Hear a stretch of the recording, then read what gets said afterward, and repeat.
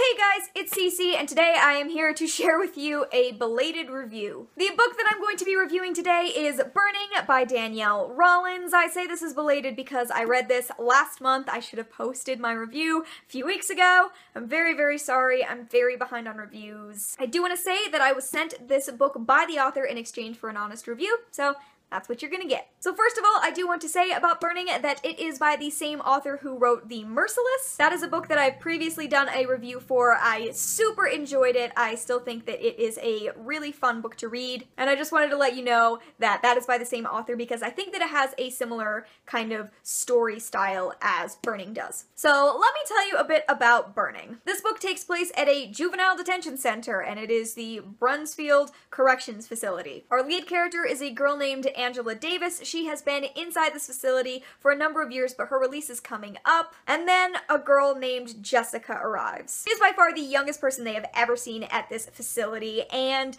strange stuff starts to happen around her. And it appears as though Jessica has some kind of ability to control heat or fire because strange things happen around her. People get burned, fires start, and she just genuinely seems like a scary little girl. So this is a YA horror thriller. I wouldn't say horror, I would say it more goes along the lines of thriller. And I would also say that this is definitely very, very inspired by the success of the show Orange is the New Black. It had a lot of those vibes, especially in regards to the fact that a majority of the cast of this book are people of color. And this book does also feature two queer side characters. However, I would say that their queer identity was played off as a plot twist, as a warning. Aside from that, the lead character of the story is from a lower income family, which is nice to see as a majority of YA is made up of characters who were all kind of middle class.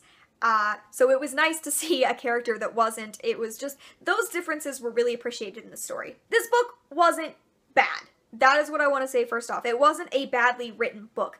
However, it just felt incredibly predictable. Most of the plot twists that happened were things that I guessed really, really early on in the plot, and it just felt predictable, frankly. For the most part, I tried to ignore the predictability because I just wanted to enjoy a fast-paced story. But the main problem with the fast-paced element of the story is that I just never felt motivated to read it. You may know this about me if you've watched my channel, but I read one book at a time. I read that book until it's done, and then I pick up a new book. And this is one of the few books that I've had to set aside. I had to read a bunch of other books, and then I finally came back to it and finished it. And even then, it was just, I enjoyed it while I was reading it, but I would see it sitting there on my table and I would just have no motivation to pick it up, which is really unfortunate. I think this is mainly due to the fact that the characters just didn't pop off the page.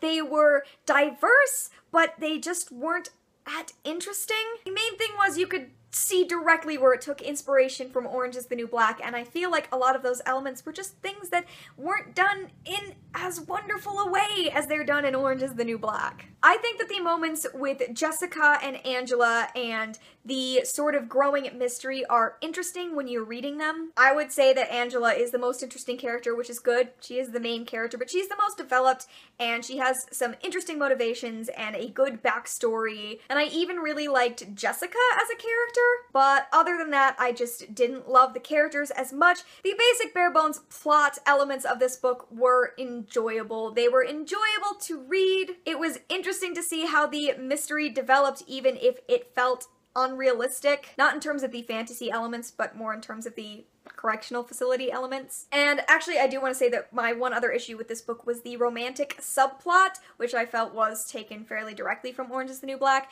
but it didn't feel at all necessary. It just kind of felt like it was shoved in there because YA books have to have a romance subplot. And I think that the relationship that was built could have been done a different way, but that just kind of, the way that storyline developed was my least favorite part of it, actually. As I said, the writing wasn't bad. It was well written. It had a lot of elements of The Merciless, especially in regards to the ending. I think if you have a lot of love for the way The Merciless ended, that is along the lines of how this book ended, in that I felt like the ending was really interesting, and I am glad that I kept going and read that because I think that it was one of the strongest moments of the book. The main thing is that it just felt purely middle ground. It wasn't absolutely incredible, and it wasn't, like, awful. I didn't I didn't dislike it. And there's a number for that. It's a 3 out of 5 stars, which is what I had to give this book in the end.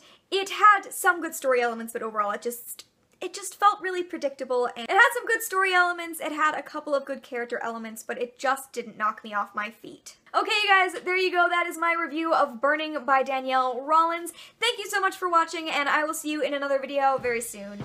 Bye!